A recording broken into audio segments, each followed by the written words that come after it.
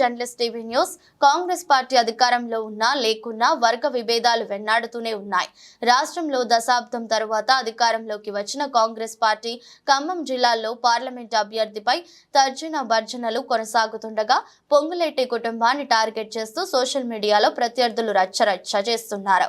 Fake press note ను సృష్టించి గందరగోళం సృష్టిస్తున్నారు. పొంగులేటి ప్రసాద్ రెడ్డి ఖమ్మం ఎంపీ అభ్యర్థి అంటూ తెగ ప్రచారం చేశారు. ముగ్గురు మంత్రుల అనుచరులు సోషల్ మీడియాను వేదికగా చేసుకుని చీఫ్ ట్రిక్స్ కు పాల్పడుతున్నారు. నకిలీ ప్రకటనలతో కాంగ్రెస్ నాయకుల విభేదాలు మరింత రచ్చకెక్కాయి. ఇంతగా దిగజారాలా అనే చర్చ మొదలైంది. కాంగ్రెస్ పార్టీలో నెలకొన్న చీఫ్ ట్రిక్స్ పై పొలిటికల్ ఎనలిస్టు మారెడ్డి నాగేందర్ రెడ్డి విశ్లేషణ. రాష్ట్రంలో కాంగ్రెస్ పాలన ప్రశాంతంగా కొనసాగుతున్న ఖమ్మం జిల్లాలో మాత్రం కాంగ్రెస్ పార్టీ అల్లకల్లోలం అవుతుందని చెప్పవచ్చు. బలమైన ఎమ్మెల్యేలు ఉన్న జిల్లాల్లో ఖమ్మం జిల్లా ప్రథమ స్థానంలో ఉంది.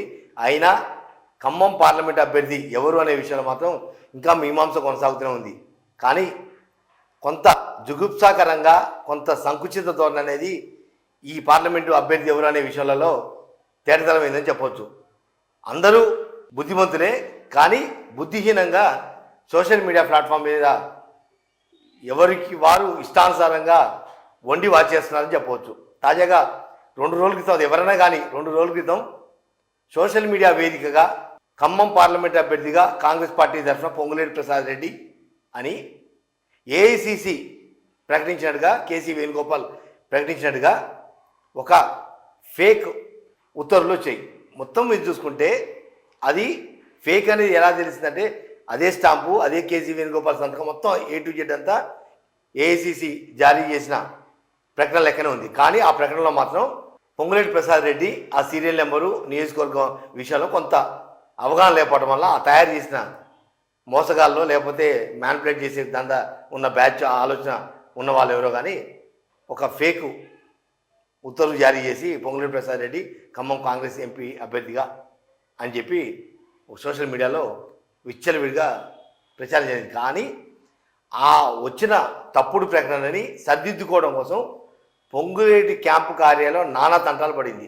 నిజమా అబద్ధమా, నిజమా అబద్ధమా, ఇది ఫేక్ అంటూ ఇది కరెక్ట్ కాదు అని మళ్ళీ పొంగులేటి క్యాంపు కార్యాలయం వాళ్ళే విస్తృత ప్రచారం చేసే పరిస్థితి నెలకొంది. నిజంగా ఎంత సిగ్గుచేటంటే అందరూ కాంగ్రెస్ పార్టీకి సంబంధించిన ఎమ్మెల్యేలు ఉన్నారు, కాంగ్రెస్ పార్టీకి సంబంధించిన 3 కీలకమైన మంత్రులు ఉన్నారు. కానీ ఇటువంటి చిల్లర వేషాలు వేయడానికి నిజంగా ఎంత బాధాకరం అంటే 100 సంవత్సరాల సుదీర్ఘ అనుభవం ఉన్న కాంగ్రెస్ పార్టీలో ఇంత చీప్ ట్రిక్స్ ఎందుకు అనేది కూడా ఓ చర్చ కొనసాగింది. ఎందుకంటే ఒకవేళ ప్రసాద్ రెడ్డికే రావచ్చు, లేదా రఘురామ్ రెడ్డికే రావచ్చు, లేదా తుమ్మల యుగంధర్కి రావచ్చు, లేకపోతే మల్లు నదికి ఎవరికైనా రావచ్చు. కానీ ఇటువంటి ఫేక్ వార్తలు సృష్టించి సోషల్ మీడియాలో ఎదుటి వాళ్ళ మీద ఒక రాయి వేసేందుకో, ఎదుటి వాళ్ళ మీద మట్టి పోసేందుకో, ఎదుటి వాళ్ళని బదనాం చేసేందుకో ఇంత చీప్ ట్రిక్స్ ఎందుకు అనేది కూడా కాంగ్రెస్ కార్యకర్తలు, నాయకులలో ఈ 2-3 రోజుల నుంచి కూడా జరుగుతున్న చర్చ.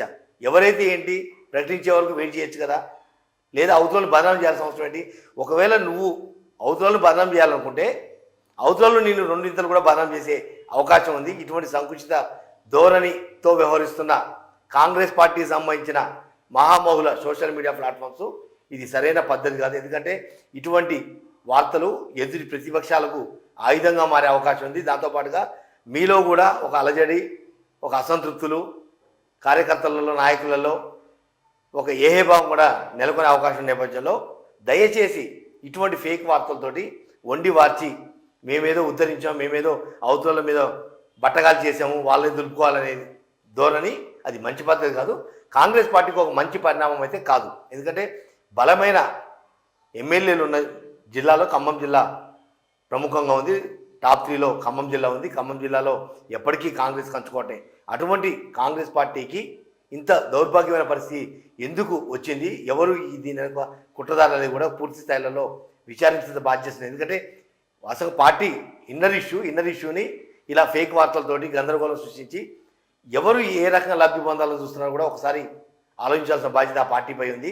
ఇప్పటికైనా ఇటువంటి గందరగోళమైన అంశాలకు పులి స్టాప్ పెట్టి అభ్యర్థి ఎవరనే విషయం ఏఐసిసి ప్రకటించేందుకు కూడా ఈ సోషల్ మీడియా పులులు కొంత సమయం పాటిస్తే బాగుంటుందనేది